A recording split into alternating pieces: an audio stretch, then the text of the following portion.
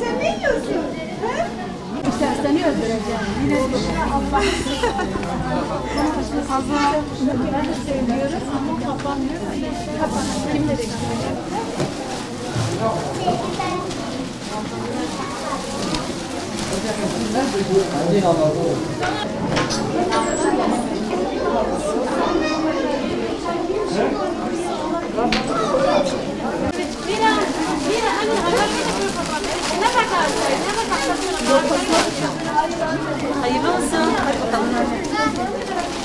Malumunuz olduğu üzere Ramazan'dayız ve Ramazan'ın sonrası bayram. Dolayısıyla biz bayramda çocuklarımızı sevindirmek için elhamdülillah yıllardır yapmaya çalıştığımızı bu bayramda yapacağız ve çocuklarımızı bayramlıklarla sevindireceğiz. Çünkü biz şuna inanıyoruz ki çocuklar gülerse ancak dünya güler.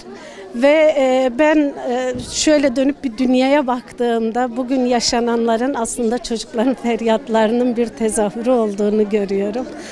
Bu sene de Allah nasip ederse 300 çocuğumuza bayramlık hediye edeceğiz.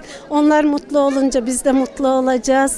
Ve özellikle Ramazan'da vicdanların hassaslaştığı, maneviyatın yükseldiği, duyguların depreştiği bir iklim Ramazan. Çünkü rahmet ayı diyoruz.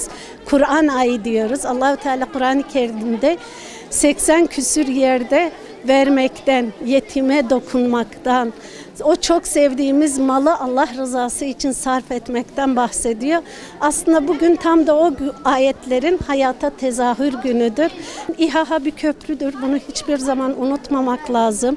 Biz asıl bağışçılarımızın bağışını yetimlerimize giydiriyoruz ve bununla hem yetimlerimizi mutlu ediyoruz, hem İHA köprü olduğu için biz mutlu oluyoruz, hem de bağışçılarımız mutlu oluyor.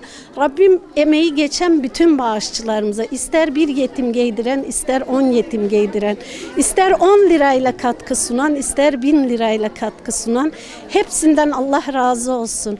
Allah onların inşallah hayırlarını gani gani etsin. Çünkü bu yetimler bizim yetimlerimiz, ümmetin yetimi diyoruz. Hazreti Peygamber onların başını okşayanla ben cennette yan yanayım demiş. Eğer gerçekten Allah'ı seviyorsak, peygamberi seviyorsak bu yetimleri sevmek zorundayız. Başka da bir alternatifimiz yoktur. Biz bugün çocuklarımıza, özellikle 12 yaş altı çocuklarımıza bayram paketi hediye ettik.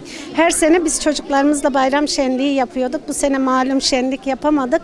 Onun yerinde oyuncak, kek, çikolata ve meyve suyundan oluşan bir sürpriz paket yaptık bütün çocuklarımıza. Artı kart verdiğimiz bütün ailelere, giydirdiğimiz bütün ailelere yine biz her sene İbrahim Bilgen iftarını tertipliyorduk.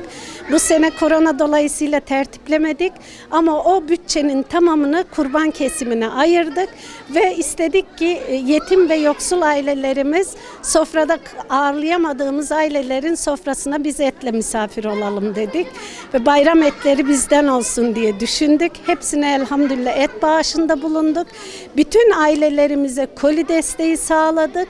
Ramazan'ın ortasından başlayarak işte sonuna kadar hepsine gıda kolisi verdik ve bunun yanı sıra çocuklarımızın hepsine ayakkabı dağıttık. Bugün de elhamdülillah kıyafetle de taçlandırdık. Allah emeği geçen herkesten razı olsun. Parmak kalmasından